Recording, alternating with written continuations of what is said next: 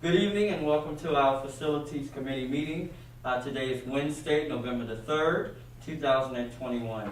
If we could pause for a moment of silence, followed by the Pledge of Allegiance.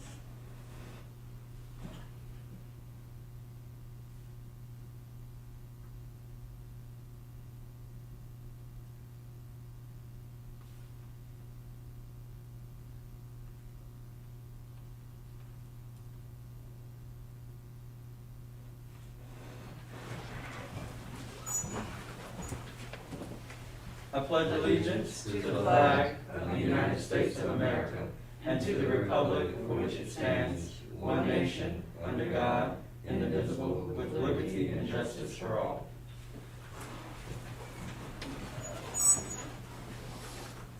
All right, again, welcome to our meeting this evening, our Facility Committee meeting. Tonight we have our subcommittee that's joining us, as well as our administrative staff and our board members.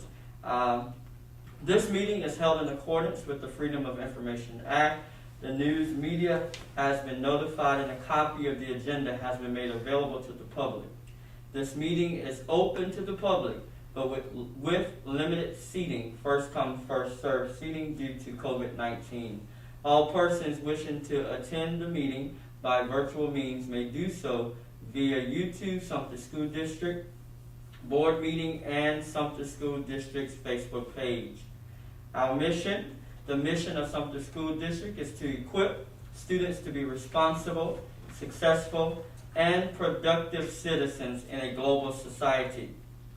Our vision, Sumter School District develops and cultivates competitive students who embrace diversity, act responsibly, and contribute positively to society. Tonight, in attendance for our meeting, myself, Sean T. Reagan, as the chair of the Facility Committee. We have Dr. Frank Baker, who's here with us tonight, Ms. Robin Mills, who are in the boardroom with us tonight. We also have some of our subcommittee members that's joining our meeting tonight as well. Ms. Chanel Durant, welcome, and Mr. Boland, Dennis Boland. Thank you for being here tonight. Virtual, we have a board member, part of this committee, Mac McLeod is joining us, and we also have a subcommittee member, Ms. Lori Merchant, and welcome as well. Also, our administrative staff is in the building tonight. We have our superintendent, Dr. Penelope Martin-Knox. Mr. Samuel Myers is joining us. Director of Maintenance is joining us tonight as well, Mr. Christopher Cato, and our administrative assistant, Miss Amy Hanson. Again, welcome to our meeting tonight. We will follow the agenda as outlined, and we are now going to call this meeting to order. And again, thank you all for being here tonight to join us in our meeting. And as stated, we will follow the agenda as outlined. We're now at the second item on the agenda, 2.1, which is the approval of the agenda. With no objections to the agenda at this time, the agenda will stand approved. Hearing none, we shall move forward at this time, and the agenda is approved for this meeting. Item number 3. The consent agenda. I'll give you time to review that briefly if you have it in front of you. And with no objections at this time, the consent agenda will stand approved as well.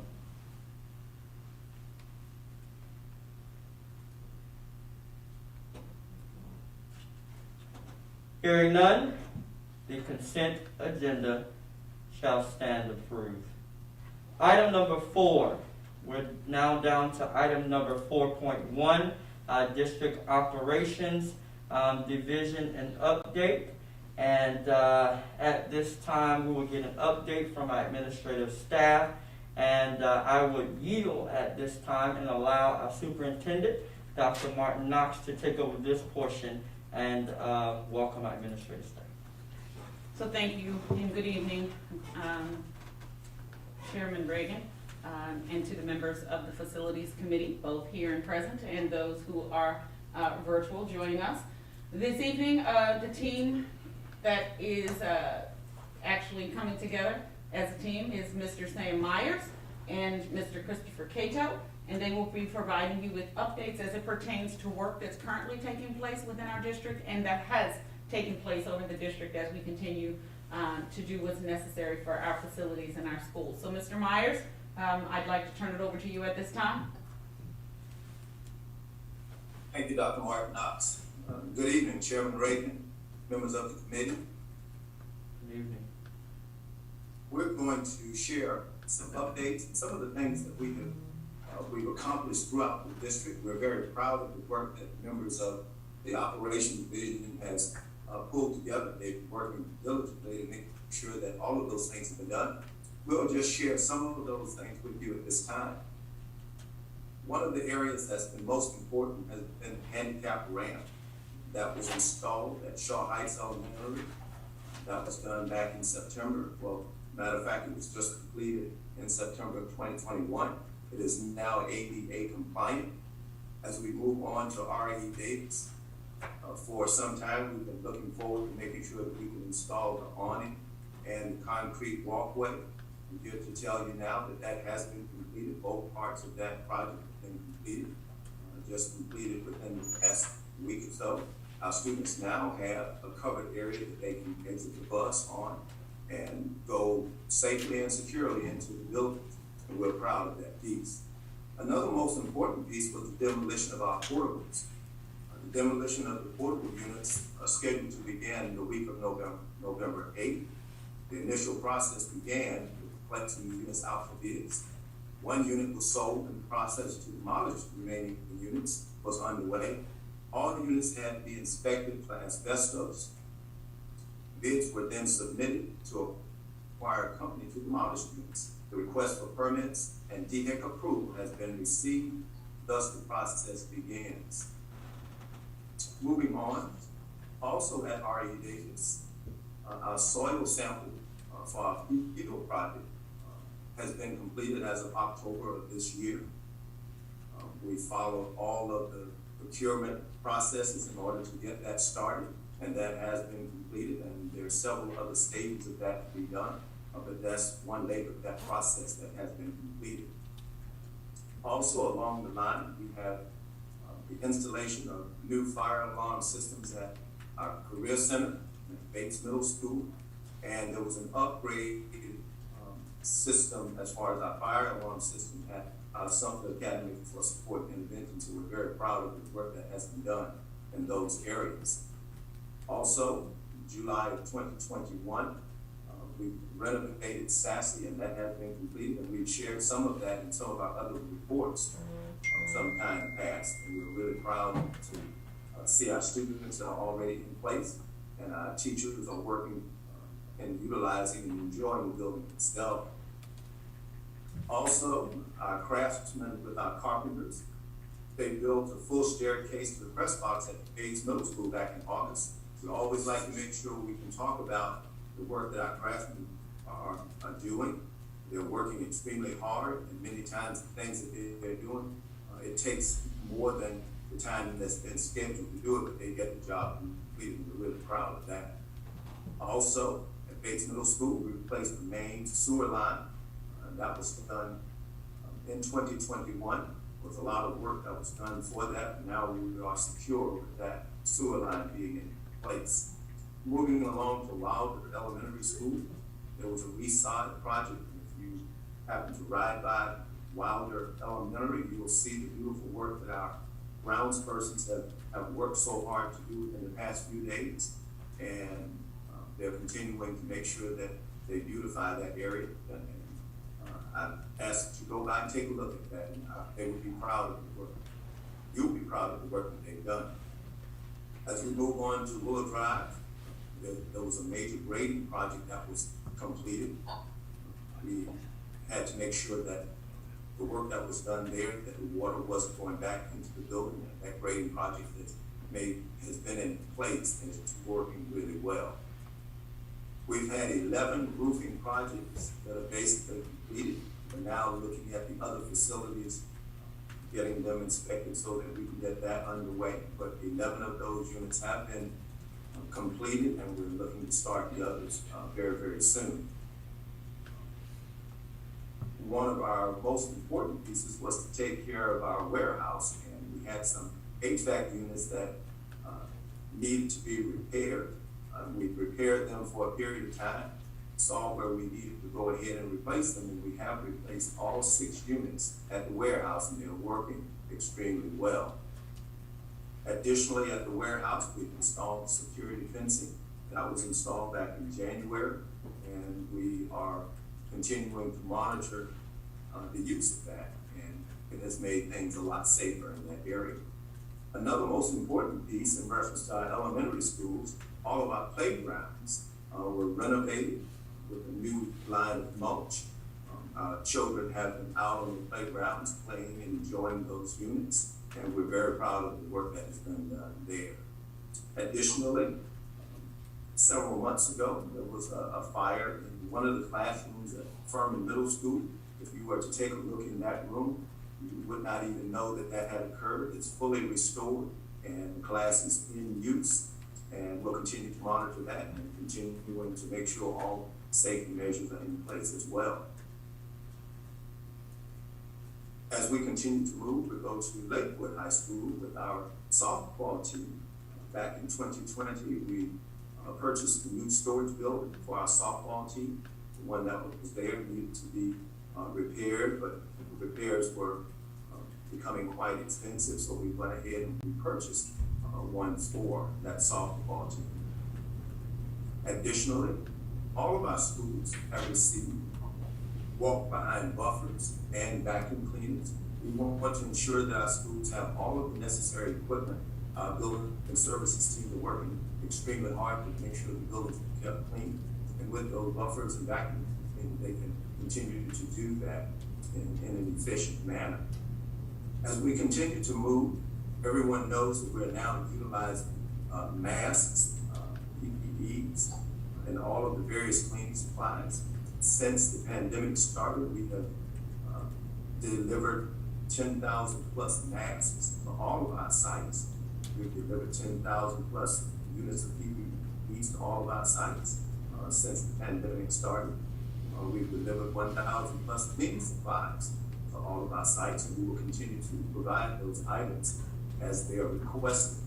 Along that same line, the touchless water fountain attachments were installed at all of our schools. The touchless standalone hand sanitizers were placed in all of our facilities. As you enter the buildings, our building services team and our administrators will show you those items as you enter the building, and our students are having use of those and enjoying the use of those as well. I'd like to commend our food service teams and our transportation teams. Along that line, we're serving 10,000 meals daily to our students, and we're transporting well over 12,000 students daily. And they have been working since the pandemic started to make sure they can distribute meals, and they have done that in superb fashion. We pat them on the back for a job well done. Along that line, we've installed new serving lines for 2 of my high school cafeterias. Also, we've installed a new dishwasher at Shaw Heights. That was back in the spring of 2020. And we're in the process of receiving a new serving line for High Hills Elementary. We do want to once again commend our 2 groups, our food service and transportation, for the jobs that they've done. As we move along, we want to give some athletic updates. Our softball dugouts are still campaigning along with the distribution of draft with us the week of November 8th. We want to ensure that all of those things are done, getting ready for the season that's coming up in the spring. Also, our high school league 2021 playoff participants are the following. All of our high school football teams will participate in the first round of the playoffs beginning this Friday. We do have Sumter High and Crestwood playing at home. And Lakewood will be playing at Hanahan on Friday night. So good luck to all of our teams. Additionally, Sumter High School swimmer finished in the top 15 of the state championship. Also, one of our Sumter High School female golfers participated in the lower state championship. And our Crestwood High School volleyball team participated in the first round of the playoff as well. We'd like to give a really big shout out and thank you to Sumter High School for the support that they provided Crestwood High School and Lakewood during their game, final game of the season between those two teams. And there was some lightning that struck one of the lights at Crestwood Stadium, and we had to find another venue in order to do that. Something I was on hand, the coaches and other persons available to line the field and make sure things were ready. And we want to say thank you very much for all of the work that you've done to assist us with that. I'm going to pause at this moment and ask Mr. Cato to give us an update on our school year process. Mr. Cato. Thank you, Mr. Myers. The process we use is called school dues, where your work orders go to. The first thing usually happens is there's a need seen at the school level for a work order. They enter it in at school. And it comes in here to my office staff, and they assign it to an appropriate individual. Then the technician, he checks his work orders daily. He goes to the school, completes his work order, and then prioritizes it, completes it. And then the technician clears the work order on school duty. And then, at this time, we're working to kind of streamline this process. Appreciate your attention. One final piece is that all of the work that we're doing that's being conducted is driven by our facilities. We try to make sure we utilize that because it's an excellent tool for us to follow, and we'll continue to do that. I'll now turn this back over to Dr. Martin. So thank you, Mr. Cato, and thank you, Mr. Myers. What I would like to also ask you to do for me at this time is to share any work that has begun as a result of the previous visits that the Facilities Committee traveled to over the past few weeks, and some of the work that we looked at or things that were shared with us at that time. Okay. We do have some updates. We visited Manchester Elementary Schools, and one section was some very large shrubs and trees that were blocking the HVAC systems. The committee pointed out those areas, and we made sure that our grounds crew were able to get in and trim those units back, those trees, and cut out those that excess, the trees and the bushes and things of that sort, and remove it. And now it is truly a very pleasant area to go and take a look at. Additionally, with Allen's Drive Elementary School, one of our classrooms, room 307, we can now install new HVAC units along that line. Prior to the visit, we were continuing to work on those units to make sure that they were still operating effectively. We found that we needed to go ahead and replace those. We did, and they were working well at this time. Also, the Sumter Academy for Support and Intervention process for acquiring the leverage of the building is complete, and we're making sure that all of the things that are working there are continuing to stay in working order. And those are the updates that we have. Thank you. Is there anything you would like to add, Mr. Cato? No, ma'am. Thank you so much. I asked Mr. Cato to share with us the process for School Dude, as it has been a process that's been in place for many years. And so that is, again, the process by which our school-based administrators will submit a request for work that needs to be done in the building so that there's consistent communication throughout. And as I said, it's been in place for several years, and just continuing to make sure that we utilize our systems with fidelity, so that we're clearly communicating what needs to be done. But we also have another system that is for technology that's used, where if there's an issue that's related to technology, that the technology individuals will have access to that information. So again, even though these systems are in place, we encourage our leaders to use them. We encourage our leaders to designate one individual to be able to put the information in, because if there are multiple people who recognize there's a matter that needs to be addressed, we could have 4 requests for the same matter that's submitted into the systems. So the team, as you can hear, even though we are still in the midst of continuing to recruit, so if you know of anybody who is interested, and I'm going to use this as a plug, if there's anybody who's interested in working for our district, please make sure you look at our district webpage or contact our Human Resources Department.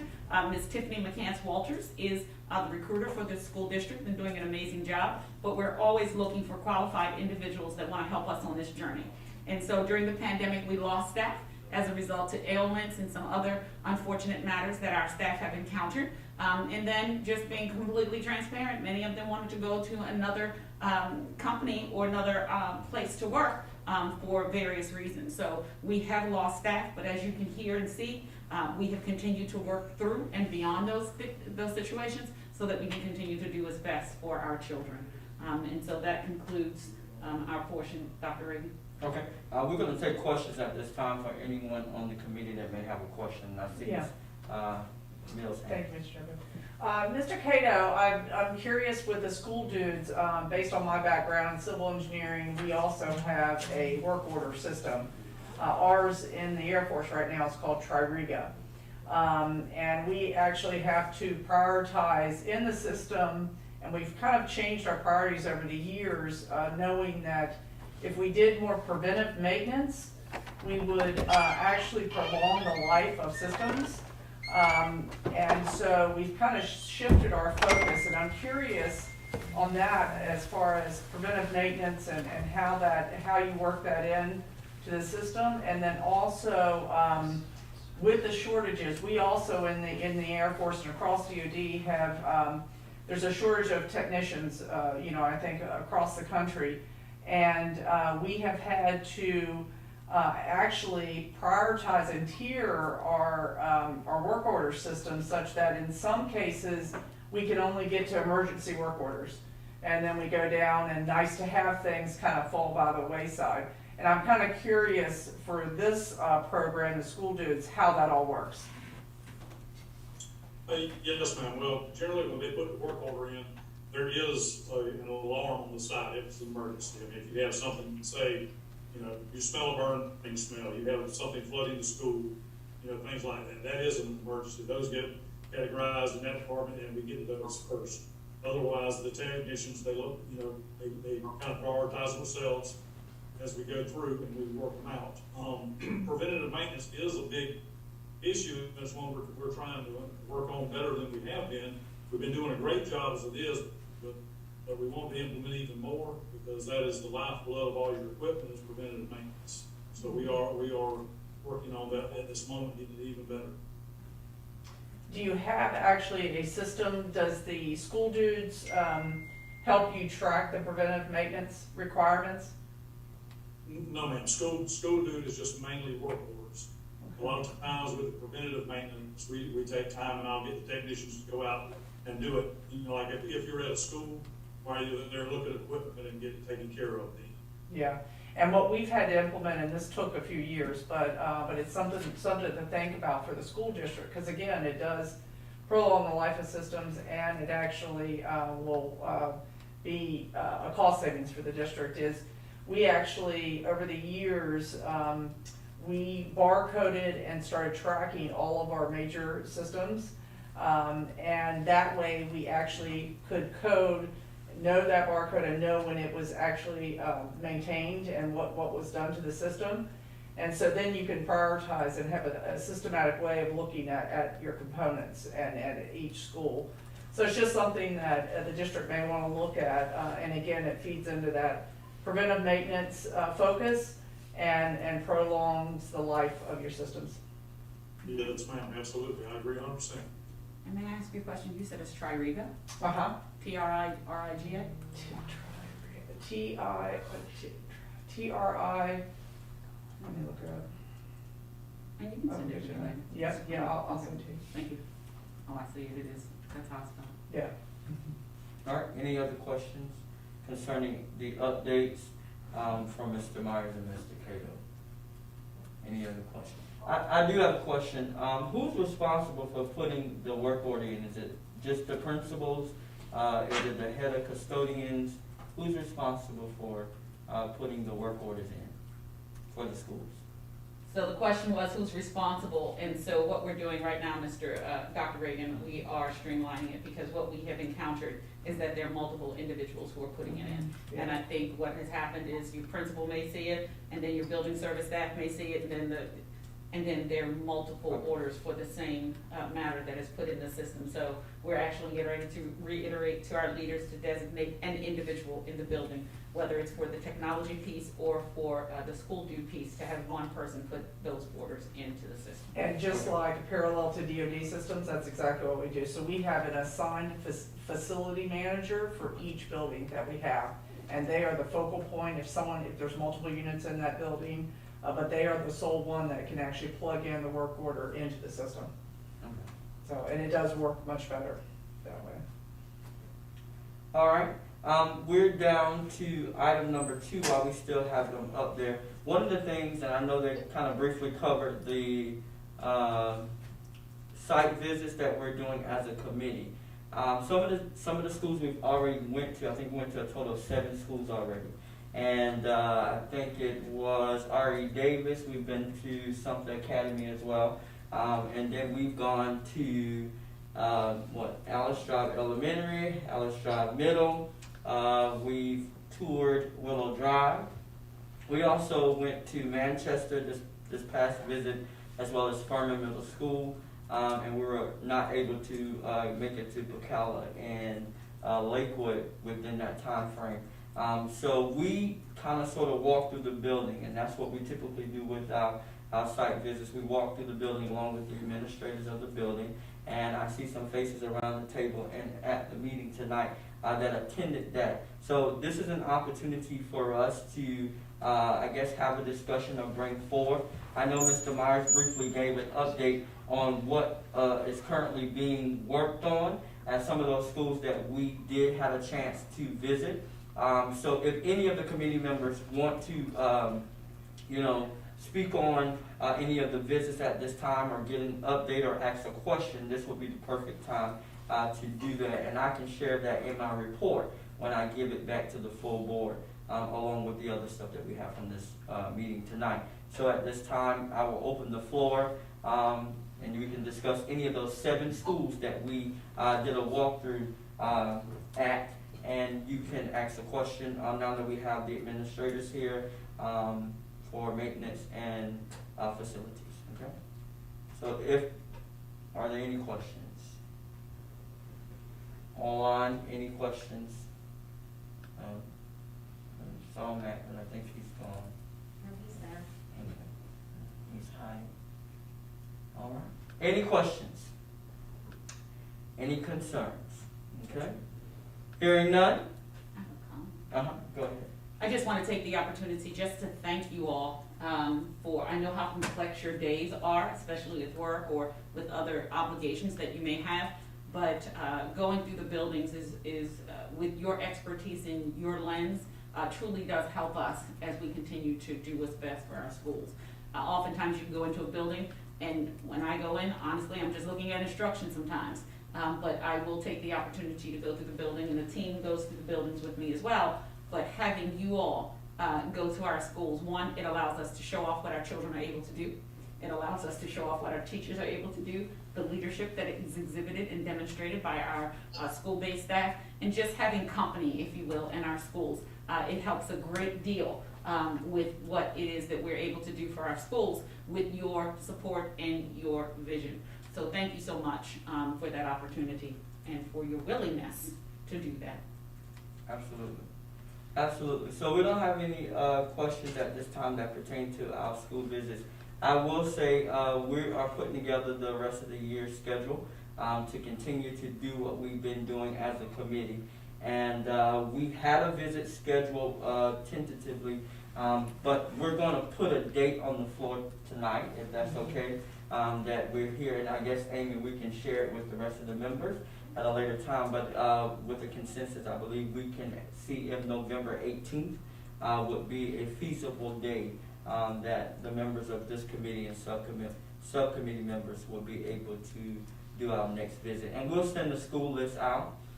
We have several schools that we need to continue to visit, which I think what we're doing is a great idea, so I echo the superintendent as well. All of us are busy. However, those of us who are taking the time to do this, it means a lot to this committee, so I want to say thank you as well. All right, so November 18th, we're looking to do the next visit, and then we will check the calendar to make sure the administrative staff as well as our superintendent is available to go along with us to these next schools that we need to cover. Okay, and we're trying to cover as many schools as possible, if not all the facilities. And we're not just doing the inside of the buildings. We're looking on the exterior parts of the building as well, such as the football fields and the stadiums and the district's facilities as well. Okay, so that is our goal, and that's what we're working towards as we move within this committee. Okay, so November 18th, and we'll send it out, and anyone who opposed to it, you can let Amy know, and we'll move forward. Okay? Do you want to know what schools you'll be visiting on that date? I don't have it. I can send it to you. I had a list. I know we can probably go to the Lamar area possibly, but I'll send it to you if that's fine. Okay. All right. Depends, right now I can tell you, it depends on the time we begin. I have something at 7:15, On the 18th. Okay. and it looks like I should be finished by about 9. So I think we normally start like 9 to 11. So 9:30 we can be flexible. I just wanted you to know that piece. All right. All right. We're gonna move down to now. Oh, thank you, Mr. Myers. Thank you, Mr. Cato, for giving us the updates. All right. We're now down to item number 5, and we're at 5.1, and these are recommendations, and we include this on our agenda for our meeting. So, as a committee, if there's anything that we want to take back to the full board, we can jot that down at this time or give recommendations, and we can share that with the full board in our next board meeting. Okay, so the floor is open at this time for any recommendations that we would like to take back.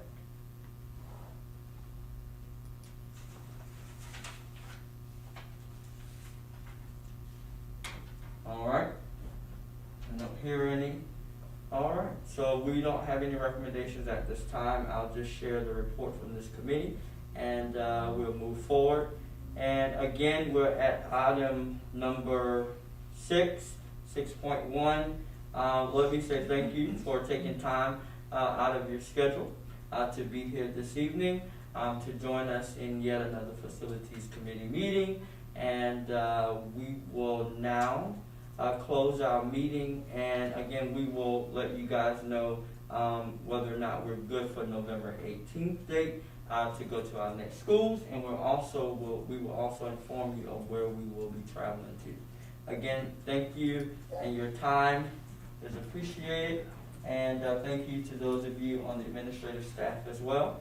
And if there's no further questions at this time, it is now 6:34, and we're at item number 6.2, and this meeting now stands adjourned. Thank you.